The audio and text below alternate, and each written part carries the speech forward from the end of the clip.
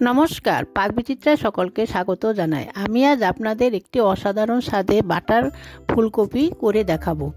আমি যেভাবে বানালাম আপনারা সেভাবে বানিয়ে ভাত, রুটি, পরোটা, প্লেন পোলাওর সাথে খেতে পারেন।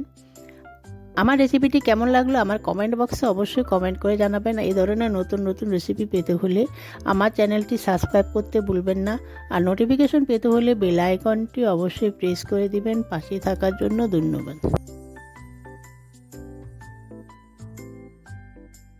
আজ আমি আপনাদের একটি সম্পূর্ণ নিরামিষ রেসিপি বাটার ফুলকপি করে দেখাবো। তার জন্য আমি একটা মিডিয়াম সাইজের ফুলকপি ভালো করে কেটে 2 মিনিট গরম জলে একটু ভাপিয়ে নিয়েছি।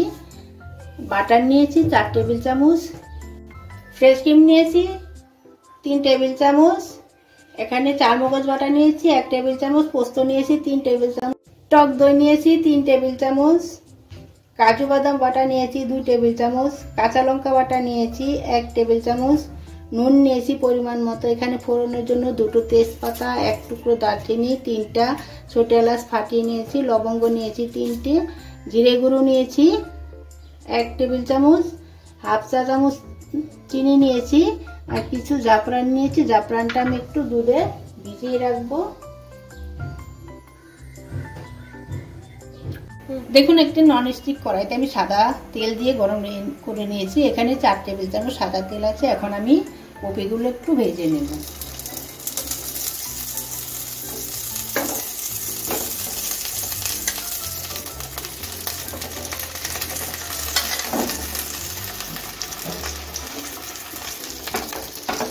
গ্যাসটা মিডিয়ামে রেখে কপিগুলো ভেজে নেব। দেখুন, আমার ফুলকপি ভাজা হয়ে গেছে।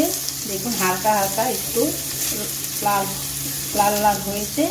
আমি 5 মিনিট ভেজে নিয়েছি। কালারটাও কপি চেঞ্জ হয়ে গেছে। এখন আমি গ্যাসটা বন্ধ করে কপিগুলো নামিয়ে নেব।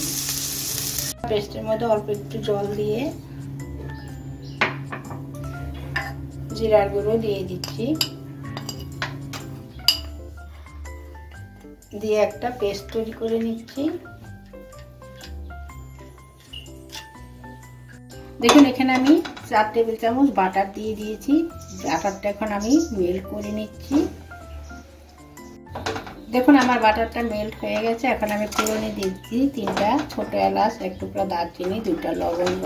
ফোড়নটা একটু ভেজে নিচ্ছি। দেখুন, আমার ফোড়নটা ভাজা হয়ে গেছে। এখন আমি 2টো তেজপাতা দিয়ে দিচ্ছি। তেজপাতাটা একটু ভেজে নিচ্ছি। এখন বানিয়ে রাখা পেস্টটা দিয়ে দিচ্ছি, জিরা, কাঁচা লঙ্কা। তারপর গ্যাসটা লোতে মিডিয়ামে রেখে ভালো করে একটু কষিয়ে নেব। মশলাটা কষিয়ে নিয়েছি 2 মিনিটের মতো। এখন আমি ফেটিয়ে নেওয়া টক দইটা দিয়ে দিচ্ছি। এ সময় গ্যাসটা লোতে করে দিয়েছি। টক দইটা দেওয়ার সময় গ্যাসটা লোতে করে নিতে হবে। এখন টক দইটাকে ভালো করে মিশিয়ে একটু কষিয়ে নিচ্ছি যতক্ষণ না টক দইয়ের কাঁচা ভাবটা কেটে যাচ্ছে। দেখুন, আমি টক দই দিয়ে কষিয়ে নিয়েছি 3 মিনিটের মতো। এখন আমি কাজু পেস্টটা দিয়ে দিচ্ছি, চারমগজ পেস্ট, পোস্ত পেস্ট দিয়ে এখন আমি একটু ভালো করে একটু 1 থেকে 1.5 মিনিট কষিয়ে নেব। দেখুন, আমি কষিয়ে নিয়েছি 2 মিনিটের মতো। এখন আমি ভেজে রাখা কপিটা দিয়ে দিচ্ছি,